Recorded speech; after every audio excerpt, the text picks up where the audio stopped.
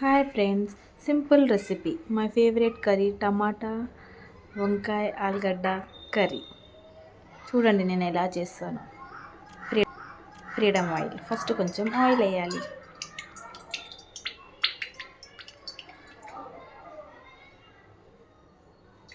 ఆలు, పచ్చిమిర్చి, ఆనియన్ చిన్న చిన్నగా కట్ చేసి పెట్టుకున్నాను.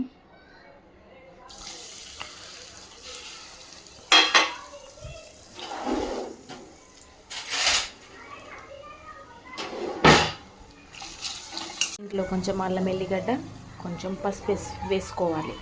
కొంచెం వాటర్లో సాల్ట్ వేసుకొని వంకాయలు చిన్న చిన్నగా ముక్కలుగా కట్ చేసి పెట్టాను.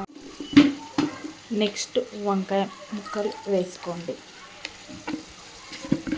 దాంతోపాటు కొంచెం కొత్తిమీర ప్లస్ కొంచెం ఉప్పు వేసుకోండి, లేకపోతే వంకాయ చేదెక్కుతుంది.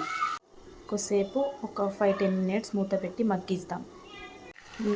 నెక్స్ట్ టమాటా వేసుకుందాం. ఒక 4 టమాటాస్ కట్ చేసిన నేను. నెక్స్ట్ కొంచెం కారం వేసుకొని మంచిగా కలుపుతాం.